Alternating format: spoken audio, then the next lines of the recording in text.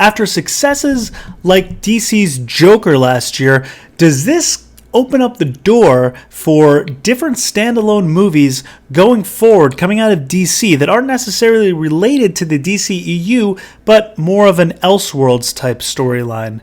We're going to be talking about that coming up.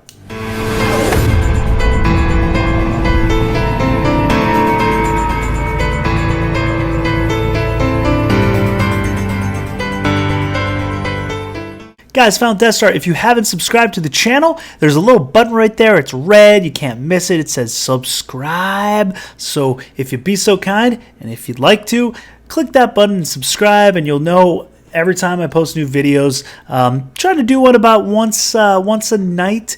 They usually come out around 1 a.m. I find that's a good time for me to be posting the videos up. So you can also click that bell, and it lets you know every time there is a new video, so you'll be in the know. And give the video a thumbs up if you like it. Okay, so Joker came out last year, did really well. Joaquin won the Academy Award. It was really well received, and it gave DC the idea that standalone movies that aren't necessarily connected to the DCEU that they're building could be very profitable, lucrative, and well received going forward. Would this be something that they might want to explore more? Now, there's a lot of talk with the whole DC franchise right now, with Michael Keaton possibly coming back, with Ben Affleck possibly coming back. There's a rumor that Ryan Reynolds might return as Green Lantern. There's all these different things. They're obviously incorporating things from the past. They're trying to mix things together. I think they're trying to actually give fans something they want to see. We saw it with the Arrowverse, them bringing Brandon Routh. Well, not bringing him back because he was already in Legends of Tomorrow, but as Adam. But they crossed him over and brought him his Superman from Superman Returns back and brought that into the fold as well. So they definitely have this idea of trying to build something that's, the same but different from Marvel, I'd say. But could standalones that aren't connected to anything still be a viable source for them? Gives them more freedom. It could technically be one of the Earths, because if they're going to go this route where everything's sort of connected but not so connected, you could still fit within the DCEU but stand alone on its own. So this brings me to an article here. This is coming from comicbook.com, and this is this is not in any way a rumor of what's going on. It's just an idea that the writer had, and it was very interesting because I have mixed feelings about it, but it's a really cool story, so I thought, man, I could see this being a very interesting movie. Why the Batman Who Laughs movie could be DC's next Joker. Okay, and if you don't know what the Batman Who Laughs is, I'll describe it here for you.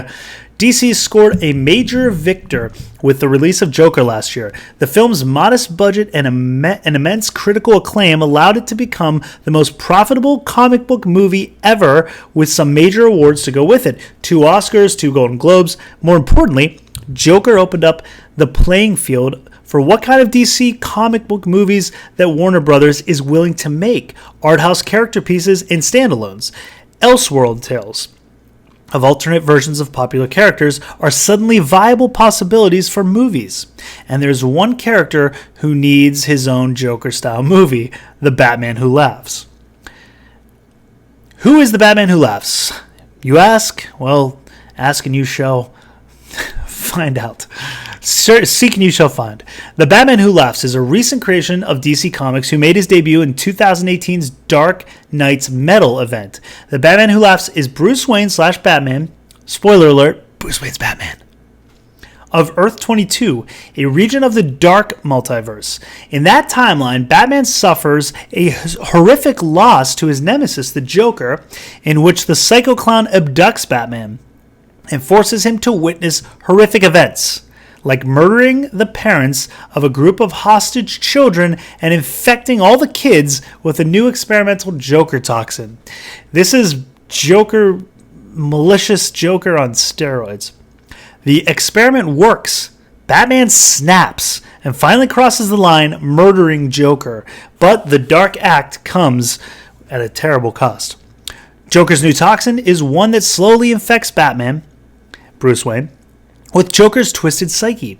The Batman / Joker hybrid is discovered too late and ends up murdering most of the Batman family, his Justice League allies, and transforming his son Damian into a mini Joker, while the infected kids become a pack of rabid Robins. With no heroes to oppose him, the Batman Who Laughs conquers the world and is running rampant, threatening the entire DC multiverse. The Batman vs. Joker rivalry is deep enough for a movie. It's no secret that Batman vs. Joker rivalry has informed every single era of live-action Batman movies. It's nothing new. However, the Batman Who Laughs character and origin really opens the door for more intimate and artful look at the two characters and what their rivalry represents. The villain's origin story creates a framework for an interesting psychological horror film version of Batman vs. Joker.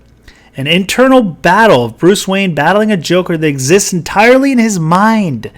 Not only is this an entirely new version of Batman vs. Joker to explore, it offers some pretty fun performance opportunities. And here's the picture of him. That is a nightmarish image.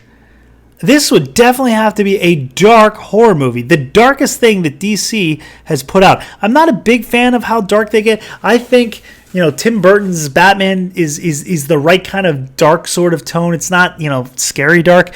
But if they were going to do this this would have to be freaking insanely scary and dark, because that image alone is a nightmare.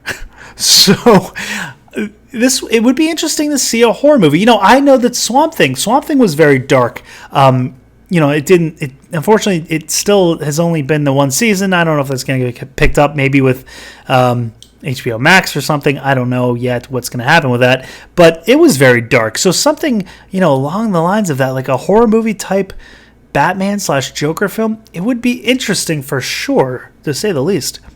The Batman Who Laughs movie done right could strip away a lot of larger comic book noise of Batman's world with its focused character story, while offering the darkest and most horror-tinged version of a Batman movie we've seen so far. It's also remarkably easy and affordable framework. Number one, you'd have a first act, an intimate and thrilling Batman vs. Joker face-off with lots of great dialogue between the foes, and a final left turn into a horror movie territory with the murder of the parents, infection of kids, and Batman's brutal murder of Joker. Number two, the second act will be a psychological sci-fi horror drama as Bruce Wayne spends days in Wayne Manor / the Batcave trying to figure out Joker's toxin, and his Joker psyche starts to emerge, causing a fierce internal battle with the man or clown in the mirror. A thorough examination of who Bruce Wayne / Batman is, the final twist when things go full slasher film as Batman commits his first Joker-style murder on a close friend or ally. Third act, a full-on comic book horror action flick as the Batman Who Laughs persona is born, and he kills his family and friends, consuming the world. One actor can play Batman and Joker. The Joker and Batman characters would be two different actors at first in the first act. However, the mental Joker Bruce Wayne becomes and battles internally and ultimately loses to could actually be the same actor playing Bruce Wayne in Joker makeup, which would make sense. So, you would only really have to hire one major actor for most of the movie.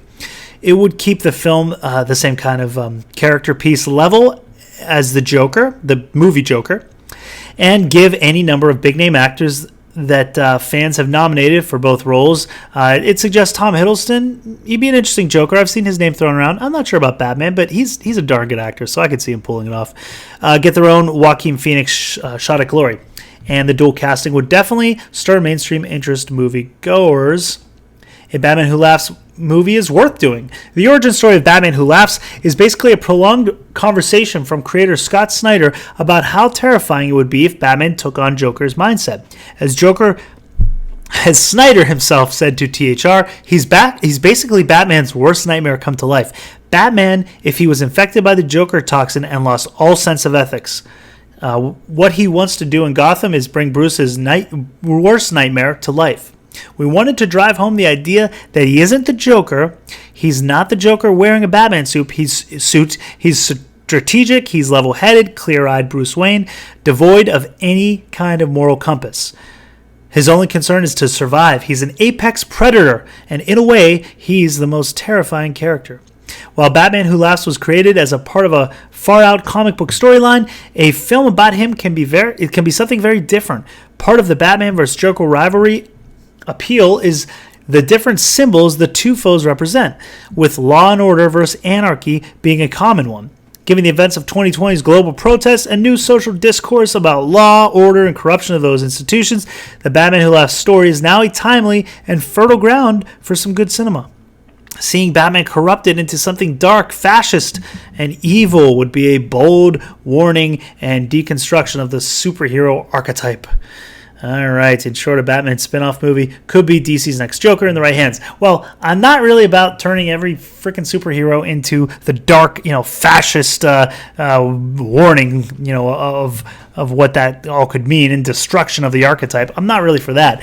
But this would be a very interesting story. You would have a horror aspect to this story where part of the movie, it would become a psychological thriller and then go into kind of like more of a horror action style at the end as well. The psychological part would be interesting. This article suggests doing something along the lines of, I guess, kind of like what they did with Green Goblin in Spider-Man with Willem Dafoe, kind of how he starts looking in the mirror and almost playing two versions of himself because he's having a psychological battle. I would almost like to see something going on in his head where you're actually in the Batcave and you're seeing these two, more along the lines of like Christopher Reeve in, not as cheesy as the movie is, but this scene was great. Christopher Reeves in Superman 3, where he fights himself. You have the Clark Kent fighting, the evil Superman, and it's all done in his head, but you're seeing it play out. I think that could be very interesting to see Batman versus his Batman Joker counterpart fighting each other. Unfortunately, Batman loses and the Joker part of him wins in this storyline, whereas Clark Kent wins in the Superman 3 storyline. But it would be an interesting dynamic. You'd have two kind of different sort of tones of horror movies all working together. It would be something. So I don't know if we need another Joker movie, We've seen so many versions of them, but this would definitely be a unique take and something that would be also, I think, stand out for DC, because Marvel wouldn't come close. Disney would not come close to touching a story like this that is this dark.